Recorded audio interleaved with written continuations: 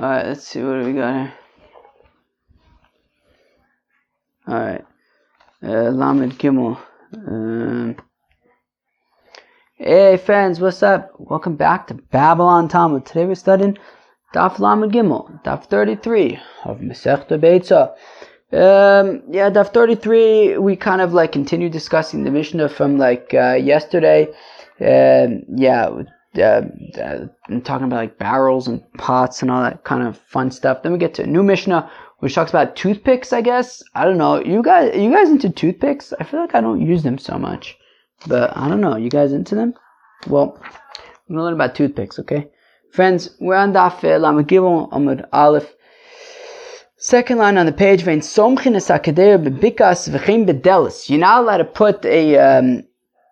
You're not allowed to put a pot on like a piece of wood, I guess. All right, and also not on a door. Okay, why would you want to put a pot on a door? No, also like a door, don't put it on like a piece of wood or something. All right, don't put a door on a piece of wood. Tana Rabbanan, the rabbis taught in Somchinas Hakeder b'Bikas. All right, you're not allowed to put a pot on a door. And similarly, you're not allowed to put a pot on a piece of wood, and also a door, don't put on a piece of wood. Because the wood is only for burning, not for putting pots on. All right, Reb Shimon Matir, Reb Shimon says you can even put pots on wood. Okay, because I guess wood would be muksa if you're into muksa. Reb Shimon's not so into muksa. Alright, sounds like fun stuff. You're not allowed to guide an animal with a stick on Yom Tif. Reb Shimon Matir, Reb Shimon says you are allowed to guide an animal with a stick on Yom Tif. Again, sounds like fun. Well, let's say Reb Elazar, the son of Reb Shimon, who says that you're allowed to take a stick and guide an animal with a stick on Yom Tif, so he must hold like his father to leis le muksa, who doesn't hold the muksa, and that's where Reb Elazar Reb Shimon is coming to say you're allowed to guide an animal with a stick, because the stick isn't muksa. Lo. Ba'afilu Reb Shimon mode mishum demechzik mando ozo lechingo. So the Gemara says no, even Reb Shimon would actually say you're not allowed to lead an animal with a stick on Yom Tif, because it looks like you're going to the market, and we don't want you to look like you're going to the market on Yom Tif. So therefore, it has nothing to do with muksa. It has to do with looking like you're going to the market. But Reb Elazar Reb Shimon seems to not have an issue with looking like you're going to the market. Chizra, when it comes to a pointy stick. You like pointy sticks? All right. Friends, anybody have a pointy stick over here? What the heck is a pointy stick? I don't know. Maybe somebody has a pointy stick. What do you want me to tell you? A pointy stick. Reb Nachman also Reb Sheshes Shari. Reb Nachman says that pointy sticks are not allowed on Yom Tif. Reb Sheshes says that pointy sticks are allowed on Yom Tif. Sounds very, very, very interesting. So now, now if we're talking about a moist pointy stick, everyone agrees that it's not going to be allowed, because what are you going to do with a moist pointy stick? What they argue about is a dry pointy stick. Manda Osar, the one Mandamu says you're not allowed to use a dry pointy stick. Now, what can you use with a dry pointy stick? You can stick it into your food, like a spit. So the Mandamu says you're not allowed to use a dry pointy stick. That wood is only for burning. They're not for like using as a spit, I guess. Mandashari and Rav Sheshes, who says you're allowed to use a dry pointy stick. Amalach will say to you, Mali litzlosbo, Mali litzlos bigachato. What's the difference if I sort of burn the stick by putting it into food as a skewer? What's the difference if I burn the stick as firewood? Who cares? It's still going into the same fire. So that's kind of the machlokas between Rav Nachman and Rav Sheshes there. So again, everyone agrees that moist sticks that you're not really going to use for burning, so it's going to be muksa. But if you have a dry stick, which you could use for burning, well then maybe you could also use it for like a spit, as Rav Sheshes would say. Rav Nachman would say that's not allowed. Yikadamer, that those would say bi'abeshta, when it comes to a dry stick, a dry pointy stick, everyone agrees that a dry pointy stick, use it, have fun with it. Ki plige, put it into your fire. Ki plige, put it into your food also. Ki plige berativta, where they argue about is a moist pointy stick. Manda also de l'chazil asoko. So Rav Nachman says also, he says, look, because you can't burn it. it's moist. Mandashari Omelach and Rav Sheshes, who says you are allowed to use a moist pointy stick. He'll say Achazi lehesed gadol. Well, you can always put it in like a big fire, and if a big fire could handle the moist pointy stick, okay. The halacha is that a dry pointy stick is permitted, a moist pointy stick is not permitted. Darash Rave Darshan. Ishalo tikonis ladira eitzim lito me'en ud. A woman shouldn't go into the wood cellar in order to take out a what does that say? A poker to poke like the coals and stuff in the fire. Ve'ud shenishbra asur la'asiko b'yomtiv, and a poker that broke, you're not allowed to put it into a fire on Yom Tif. I guess if it broke on Yom Tif, you can't put it into the fire on Yom Tif. Because you could burn vessels, but you can't burn broken vessels. Okay, fine. That sounds fun. The Meimer Derave Rabbi Yehuda Svirle the Islam Muktzah. So wait, does that mean that Rava holds like Rabbi Yehuda that there is Muktzah? Ve'amar Rava l'shamoi tavi li ba'avaza ushti me'el l'shunu. But didn't Rava say to his attendant, cook for me a goose and then take its intestines, which I would think would be muksa, and throw it to the cats? So Hasum came in the Masuche me esmo daite lavi. Well, since when it comes to intestines of the goose, if you don't throw it to the cats, it'll become rotten. So then even from before Yom Tov, he had in mind that these intestines of the goose he was going to want to throw to the cats. So therefore, it wasn't actually muksa. But interestingly, it does seem, from here at least, that Rava would hold, like Rabbi Yehuda, that we do say muksa, which is very interesting. Now we get to a new Mishnah. Rabbi Eliezer, Omer says, Rabbi Eliezer, notal adam kesem mishelefonov lachtzotz boshinov. A fellow, if he sees in front of him that there are wood chips, he can use it as a toothpick.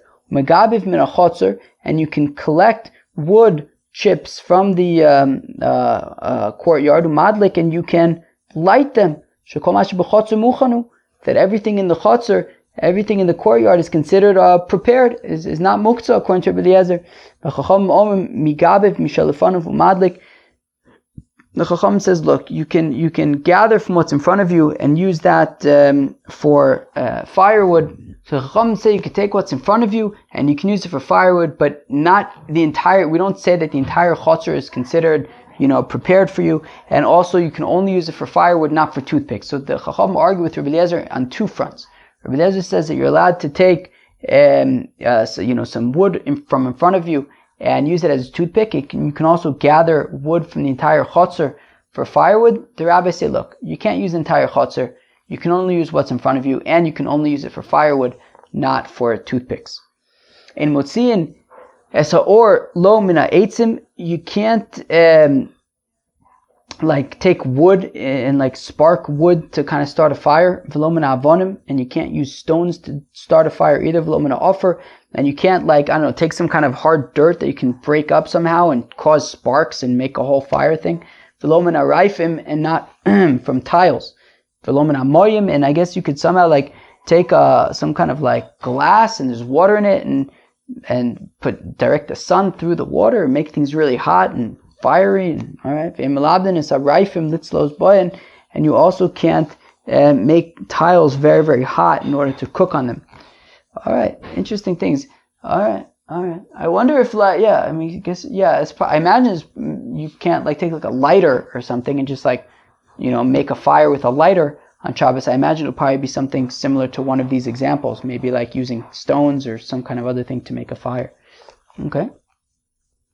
Omer Rav Yehuda, now says the Gemara that Rav Yehuda says, Ochli be'ema, when it comes to animal food, so things like, straw and things like that, in boy mishum tikun kli, there's no problem in terms of making a vessel. So for example, if you had some straw or something for that was animal food, and you want to kind of shape it into a toothpick, so gezuntheit. So again, Ochle behema says Rav Yehuda that animal food in boy mishum tikun kli, there's no problem of taking some straw or something and fixing it into a vessel to use as a toothpick. That's fine. Eisvir Rav Kahana le Rav Yehuda.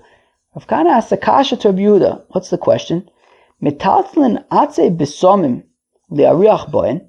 Well, we have a brayso that says that you're allowed to move fragrant branches le'ariach boen in order to smell them. Okay, u'lahanif boen l'chola. You could take them and wave them by somebody who's sick, so that there's a good, so you can provide for them a good smell. Humololo umariach bo, and you can rub it in your fingers and you can smell it that way. V'lo yiktemenu le'ariach bo, but do not cut it, clip it in order to smell it. V'im kotmo pater aval aser. Now, if you did clip it in order to smell it, well then, okay, you shouldn't do it, but, so you're potter, but you still shouldn't do it. Okay, so it's also midrabanan. Now, if you break the stick, if you break the fragrant branch in order to make it into a toothpick, don't clip it, and if you do clip it, you're chayav achatas. Now, these fragrant branches can sometimes be used as animal food. And we're saying that if you clip it, you're chayav a korban chatas in order to make a kli, to make even like a, right, what do we say? To make it a toothpick. So on the one hand, you have Rav Yehuda, who's of course an Amora, an early Amora, but nonetheless an Amora, who's saying that you could take animal food and kind of make it into a toothpick. And yet we have a brayso that's saying that these fragrant branches, which could sometimes be used as animal food, if you clip it and make it into a toothpick, you're chayav a korban chatas. It's also midoraisa. So what's going on over here? Amrle. So if Yehuda responds to Rav Kahana, and he says, Hashta potter aval aser kakashili. He says, wait a minute. Even if the brayso had merely said that if you clip this fragrant branch to use as a toothpick, it would be only also midrabanan, that would be a problem for me. Chayav chatas mibaya. Now that the brayso didn't just say that it's also midrabanan, but that you chayav a korban chatas, that it's also midoraisa, so certainly I'm going to have to come up with an answer. How could I be saying that you're allowed to use animal food as a vessel, as a toothpick? You can make animal food into a toothpick, and that's no problem. If we have a brayso that seems to be saying that if you take these fragrant branches that are, that could sometimes be used as animal food, and you make them into a toothpick, it's also midoraisa. So that's a problem. So elo kitanyo hahi be kashin. So the Rav Yehuda answers that, look, that brayso is talking about hard branches. Because they're hard branches, if you clip them, so you can be chayav a korban chatas. But I am talking about straw. I'm talking about things that are softer. And if you make that into a toothpick, then that would be acceptable. Now, in fact, the Gemara kashin b'nei melila ninu, but the Gemara says 1 second. One of the things, if we're saying that brayso is talking about hard branches, one of the things listed in that brayso was that you're allowed to roll it in your fingers, roll it between your fingers in order to get the fragrance out and smell it. Now, if it was talking about a hard branch, you wouldn't be able to simply roll it between your fingers in order to extract the fragrance. So we're saying, well, you have to kind of massage the brayso a little bit, add a few words here and there. This is how you have to teach it. Mololo umariach bo, you can rub the branch and smell it. Kotmo mariach bo, you can clip it and you can smell it. When do we say this? Birachim. When do we say that you can kind of smell this branch by rubbing it, clipping it when it's soft? Aval bekashin, right? So we're saying that if it's a soft branch, you could roll it between your fingers and smell it. You can even clip it and smell it. Aval bekashin, but if it's a hard branch, lo yiktemenu, do not clip it to smell it. V'imkatmo pater aval aser. And if you do clip this hard branch to smell it, it's pater aval aser lachtos boshinav. And now if you clip it as a toothpick, lo yiktemenu v'im tamu chayiv chatas. If you make it into a toothpick, so then it is going to be you're going to be chayiv a korban chatas. So we see that so that's how Rav Yehuda answers it. He says, look, I'm talking about straw. I'm talking about things that are soft. You can make that into a toothpick. Things that are hard, as we see in the brayso, if you make it into a toothpick, you'll be chayav a korban chatas. Tanichad kotmo mariach, but we have one brayso that says that you're allowed to clip the fragrance and smell it. V'tani idach lo yiktemenu l'riach bo. We have another brayso that says that you are not allowed to clip it to smell it. Amr Reb Zera, Amr Reb Chizda, Lokash Abrachan Habakashin. And again, says Reb Zera, says in the name of says Reb Chizda, that it's no problem if it's soft, so then you can clip it to smell it. If it's hard, then you cannot clip it to smell it. Okay, sounds like fun. Maskifla Rav Acha bar Yaakov. Okay, let's see. Rav Acha bar Yaakov asks a kasha. B'kasha amai lo. Why are you not allowed to clip the hard, fragrant branches? Ma'ishna mi'adatnan. Why should this be any different than the following Mishnah? Shover adam esachovis lechom imena grogris. A fellow is permitted to break open a barrel so that he can eat the dried figs from it. Uvlovachli skaven lasos kli. As long as he doesn't have intention to make it into a proper vessel. Meaning, as long as he doesn't have intention that after he, breaks, that he's going to open the, if he has intention to open the barrel in such a way that, he's going to, it's going to, I don't know, I guess, be a proper opening for the barrel, and he's like making an opening for the barrel, so that's a problem. But if he kind of just breaks open the barrel, that would be acceptable. So we see that so his intention is important.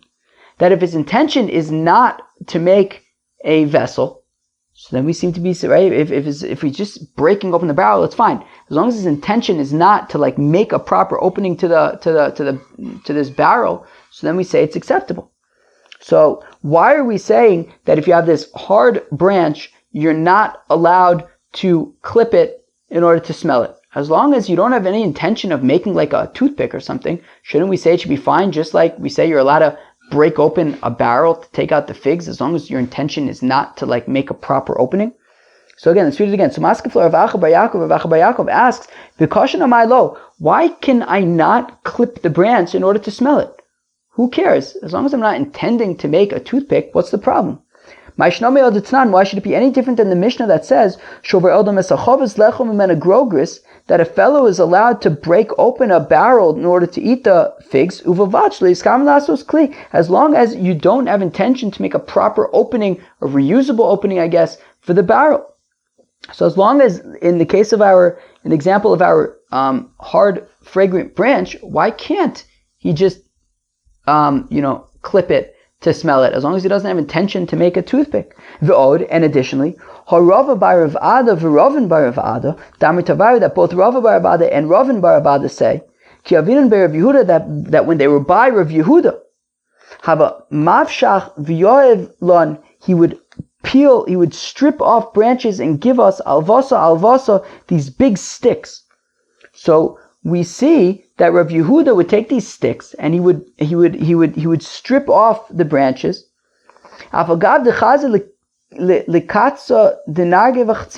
Even though you could have used these sticks to make handles for axes and picks.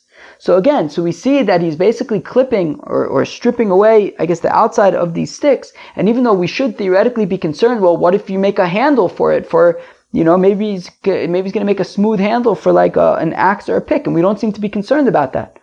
So I don't understand. On the one hand, we're saying that if you have a hard stick, a hard fragrant stick, you're not allowed to clip it in order to smell it. Yet we seem to be having other examples that say, well, as long as your intention is not to make a vessel, it should be fine. So what's the inconsistency all about? So Lokasher, Rabbi Eliezer, are Rabbanan. So we say, well, the Ma'aseh it's Machlokas, Rabbi Eliezer, and the Rabbanan. The Tanis, we learn in the Beitzah, Rabbi Eliezer, Omer says Rabbi Eliezer, No to Adam Kesam Mishelafonov, Lachtos Boshinov. A fellow is allowed to take a wood chip from in front of him in order to use as a toothpick. Okay? The Chacham say, look, you can only take from the trough of an animal. Kilu, things that are animal food. So Rabbi Eliezer says that you'll be allowed to use these wood chips as a toothpick, right? And the Chacham say, look, when it comes to wood chips, they're only for one thing, and that is for burning. But if you want, you can go to the trough of the animals and take some food, maybe some hay or something like that, and shape that into a toothpick, and that would be fine. V'shavin, both Rabbi Eliezer and the Chacham agree shelo yiktimenu, that you shouldn't clip the but that you shouldn't clip the wood chip. The imktamo, and if you clipped it, lachtzotz bo shinov, in order to use as a toothpick, v'liftoach bo adeles, or to open a door somehow, b'shogeg b'Shabbos chayiv chatas. If you do it on Shabbos inadvertently, you're chayiv a korban chatas. But mezeh b'Yom Tov, if you do it intentionally on Yom Tov, sovekis arboim, you're going to get malchus. That's Rabbi Eliezer's opinion. So we see that according to Rabbi Eliezer, if you were to take this wood chip and make it into a kli, your mamish it's an isur de oraisa. Right? If you do it on purpose on Yom Tov, you chayiv malchus. If you do it on purpose on Shabbos, you chayiv karis, skila. And if you do it by accident on Shabbos, you chayiv a korban chatas. That's Rabbi Eliezer's opinion. The Chacham say, echodzeh vechodzeh eino ela mishum shvus. That both on Shabbos and on Yom Tov, clipping a wood chip into a vessel is only going to be osur midrabanan. So now, Rabbi Eliezer de ka'amru hasum chayiv chatas. Rabbi Eliezer, who says that if you clip a wood chip into a toothpick on Shabbos, would be chayiv korban chatas. I.e., it's also midoraisa hacha patur aval osur. So they'll say, look, even though if you take this branch this fragrant branch and clip it to smell it, not to make it into a wood chip. So technically speaking, right, it's not also midoraisa. Meaning, Rabbi Eliezer would say that if you take this branch and clip it in order to make a toothpick, then it's going to be also midoraisa. But just to smell it would not be also midoraisa. However, because if you were to make it into a toothpick, it would be also midoraisa. So we say that to make it into, just to smell it would be nonetheless patur aval osur, would be also midorabanan, which is what we saw earlier, that to, if you have this hard branch, if you clip it, it's patur aval osur, i.e. don't do it even just to smell. Now, Rabbanan de ka'amri osam patur aval osur, but the rabbis who say that if you clip a wood chip to make a toothpick, it will only be also midrabanan. Well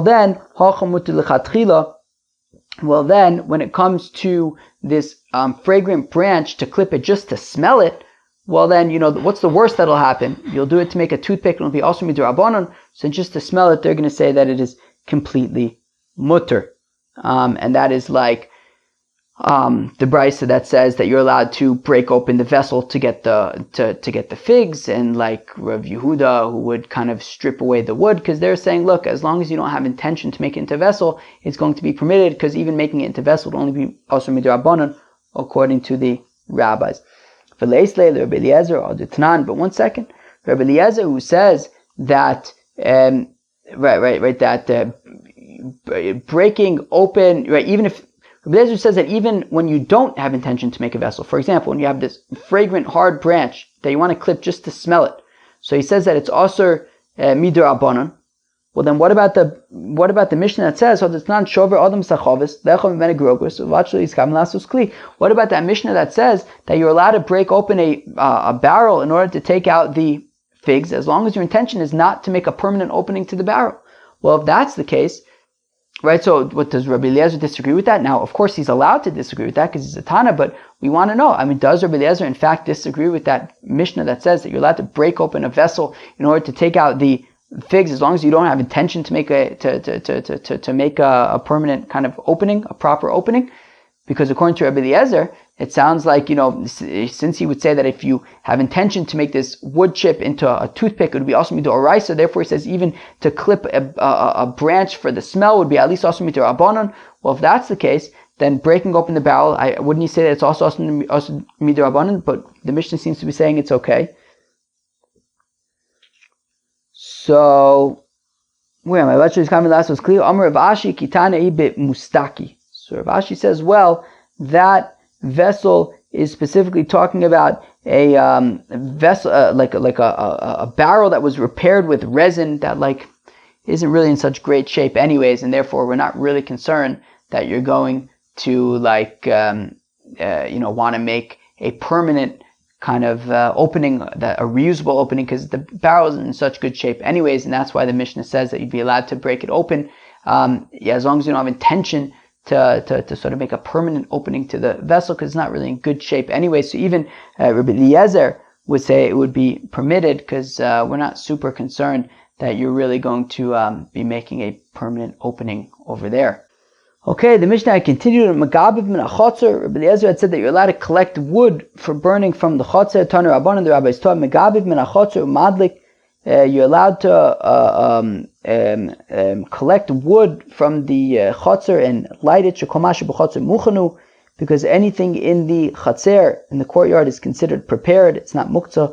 Uvavachol yaiset svurin svurin, as long as you don't make piles of it. Reb Shimon Matir, Reb Shimon says that would be, even piles would be permitted. But my kamiflige, what's the machlokis? My savar mechze the kamach niflamachor leo machrino. My savar ke deirosa muchechas olav. The Tanakama says, that don't make it into piles, because then we're concerned that you might be, putting it in piles for tomorrow and the day afterwards. Reb Shimon says, really? I mean, you're about to put it into your fire to cook with it, so therefore it should be acceptable. Are we done over here? Yeah, I guess so. Well, actually, I didn't prepare this next line, but it looks pretty easy, and it also looks super interesting. So let's do it. So we said that you're not allowed to take wood and stuff like that and create fire on Yom Tif. My time, to come molded by Yom Tif, because you're making something new on Yom Tif. And Mistama, that is why we don't start fires on Yom Tif, right? We can extend fire. If there's one fire, you can take from one fire and extend it to another fire.